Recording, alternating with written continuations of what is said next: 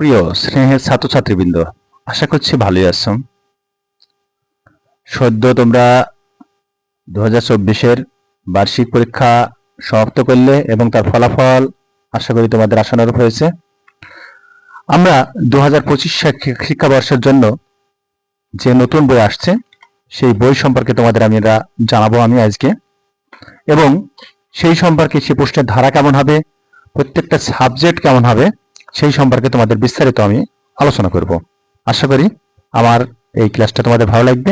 প্রথমেই আমরা দেখব ষষ্ঠ থেকে অষ্টম শ্রেণীর শিক্ষাক্রমের যে বইগুলো থাকছে। তোমরা হয়তো দেখতে পাচ্ছ, বাংলা প্রথম পত্র থাকবে, তাতে নাম্বার থাকবে 100 মার্কের, সাপ্তাহিক পিরিয়ড হবে 3টা। বাংলা দ্বিতীয়, তাতে মার্ক হবে 50, সাপ্তাহিক পিরিয়ড হবে 2টা। ইংরেজি প্রথম, তাতে মার্ক হবে 100, সাপ্তাহিক পিরিয়ড থাকবে 4টা। ইংরেজি দ্বিতীয় পত্র, তাতে মার্ক হবে 50, সাপ্তাহিক পিরিয়ড হবে 2টা। গণিত 100 মার্কের পরীক্ষা হবে, সাপ্তাহিক পিরিয়ড হবে 5টা। দেখতে পাচ্ছ যে গণিত। এবার বিজ্ঞান, তাতে 100 মার্কের পরীক্ষা হবে, সাপ্তাহিক পিরিয়ড থাকবে 5টা। বাংলাদেশ ও বিশ্ব পরিচয়, তাতে 100 মার্কের পরীক্ষা হবে এবং সাপ্তাহিক পিরিয়ড থাকবে 3টা। এছাড়া তথ্য ও যোগাযোগ প্রযুক্তি, তোমরা দেখতে পাচ্ছ তথ্য ও যোগাযোগ প্রযুক্তি, তাতে 50 মার্কের পরীক্ষা হবে এবং সাপ্তাহিক পিরিয়ড থাকবে 2টা। ইসলাম শিক্ষা, তাতে 100 মার্কের যে পরীক্ষাটা হবে, পরীক্ষার সাপ্তাহিক পিরিয়ড থাকবে 3টা। এই যে তোমরা যে পাইলে যে 750 মার্কের, এই 750 মার্ক আমরা ইতিমধ্যে যেটা বললাম, এটা তোমাদের অর্ধবার্ষিক এবং বার্ষিক পরীক্ষা, অর্থাৎ 6 মাস পর একটা, এবং বার্ষিক নভেম্বর মাসে যে পরীক্ষাটা হয় সেই পরীক্ষাটা 2টা পরীক্ষার মাধ্যমে তোমাদের মূল্যায়ন হবে, রোল নম্বরের ভিত্তিতে, পরীক্ষার ভিত্তিতে।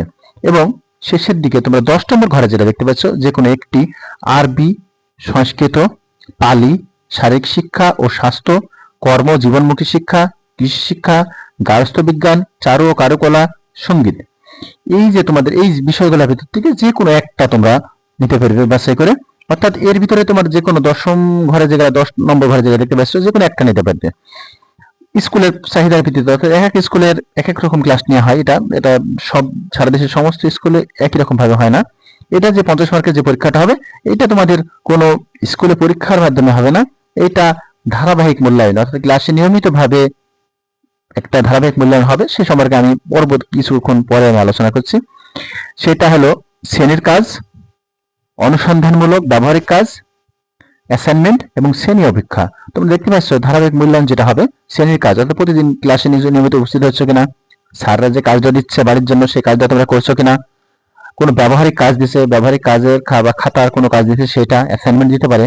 আর শ্রেণী অপেক্ষা, অর্থাৎ কোনো একটা পরীক্ষা নেওয়ার জন্য যে প্রশ্ন কাঠামো তৈরি করে দেওয়া হয় এবং সেই অনুসারে বাড়ি থেকে লিখিত আনতে হয়, বা ক্লাসেও স্যার নিতে পারে। এই ভাবে 50 মার্কের যে পরীক্ষাটা হবে, এটা ক্লাসে মূল পরীক্ষার সাথে হবে না, এটা আগেই সমাপ্ত হয়ে যাবে এবং তারিতে মোট তোমাদের 800 মার্কের পরীক্ষা হবে, 800 মার্কের পরীক্ষা হবে। এছাড়াও তোমরা দেখতে পাচ্ছ যে এক শিফট স্কুল, অধিকাংশ স্কুলে এক শিফট, কিছু কিছু স্কুল 2 শিফট আছে। এক শিফট স্কুল রবিবার থেকে বৃহস্পতিবার প্রতিদিন 6টা করে পিরিয়ড হবে, 6টা পিরিয়ড হবে। প্রথম পিরিয়ডের ব্যাপ্তি হবে 60 মিনিট এবং পরবর্তী পিরিয়ডগুলো হবে 50 মিনিট করে। দৈনিক প্রারম্ভিক সমাবেশের মেয়াদ হবে 15 মিনিট, অর্থাৎ তোমরা যে জাতীয় সঙ্গীতে যেটা হয় প্রারম্ভিক সমাবেশটা হবে 15 মিনিট এবং টিফিনের বিরতি হবে 35 মিনিট। এখন টিফিনের বিরতি ছিল 45 মিনিট, সেটা কমিয়ে 35 মিনিট করা হয়েছে। মোট সময় 6 ঘন্টা। এই তোমরা অষ্টম শ্রেণীর এটা দেখলে। আমরা পরবর্তীতে নবম শ্রেণীর এটা দেখাবো। দুঃখিত, এটা শুধু খালি অষ্টম শ্রেণী নয়, এটা ষষ্ঠ থেকে অষ্টম শ্রেণীর জন্য বিষয় কাঠামোই করা হয়েছে। আশা করছি অল্প দিনের ভিতরে তোমরা যে নতুন বই পাবে সে সম্পর্কে বই দেখতে পাবে। আর আমার এই